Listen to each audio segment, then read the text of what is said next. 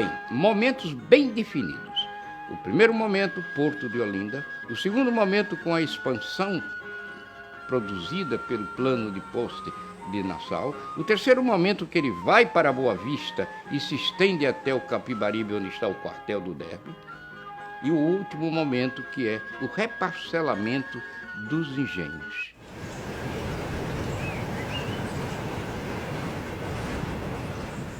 No início de 1800, a população do Recife, do Grande Recife, chegava a 20 mil almas. Mais de 20 mil almas, ele passa ao final do século XIX para 100 mil almas. E o que é característico dessa expansão urbana? Precisamente a arquitetura. É a arquitetura do século XIX, a arquitetura dos neo-históricos. É a arquitetura do grande momento dos historiadores estudarem o passado. É o momento em que aparece o interesse pela arquitetura do românico, como a antiguidade, a nacionalidade de Portugal. E esse momento vai se transferir para a arquitetura, produzindo uma arquitetura que se considera, pela sua mistura de gostos e de épocas, ecletismo. Esse gosto que faz com que a burguesia diga: eu quero a minha casa dessa forma, que fez com que o nosso barão do Beberibe, os filhos dele, evidentemente, fizesse essa colunata estranha para uma casa desse tamanhinho por detrás.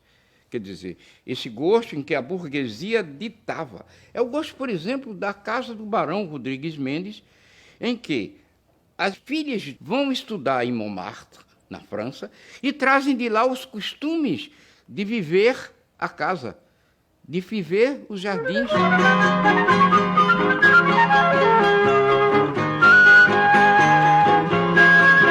A partir do Primeiro Império, vai sentir a necessidade de que haja uma modernização da sociedade brasileira, pelo menos das suas elites. Essa ideia de modernização é a ideia que nós temos agora. A ideia na época era do progresso. E esse progresso era materializado através de certos objetos.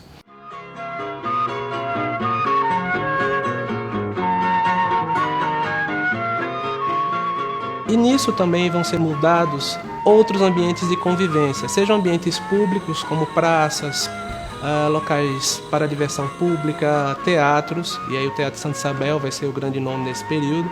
E aí dentro da própria casa, do seio do ambiente privado, vão se criar espaços para que haja uma convivência, ou seja, o espaço público dentro do privado.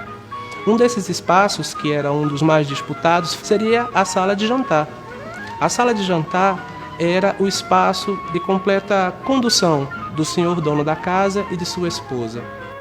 Essa sociabilidade do século XIX nada mais é do que um grande ritual. O ritual do receber, o ritual do se portar, o ritual do servir.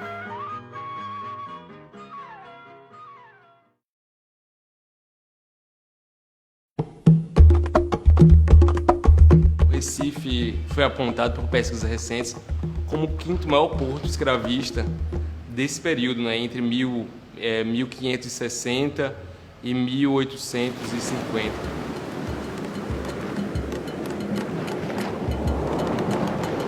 Se a maior parte desses escravos que chegou no Recife, ele foi distribuído para a lavoura e para as províncias vizinhas, para a produção de cana-de-açúcar, muitos deles também ficaram cumprindo funções urbanas na cidade. Funções essenciais como o transporte, que nesse período havia uma ênfase muito grande no transporte de canoa, né, nos escravos canoeiros que navegavam pelo rio Capibaribe, pelo rio Beberibe, transportando água potável, transportando tijolo, transportando pessoas. Tanto os meios de produção quanto os meios de gerenciamento urbano, eles eram executados propriamente pelos escravos.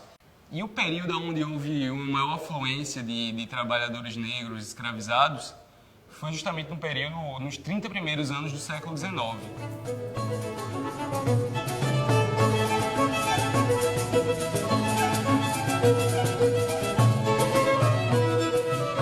Mas o Brasil ele já foi reconhecidamente como o país que mais alforriou escravos, ou que os escravos compraram suas alforrias.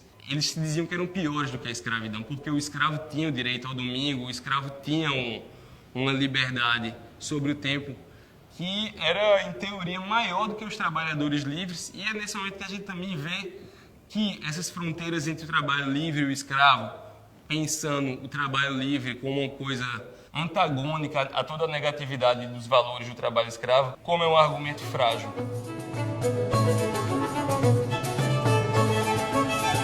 Era essencialmente na rua onde se vivenciava o trabalho.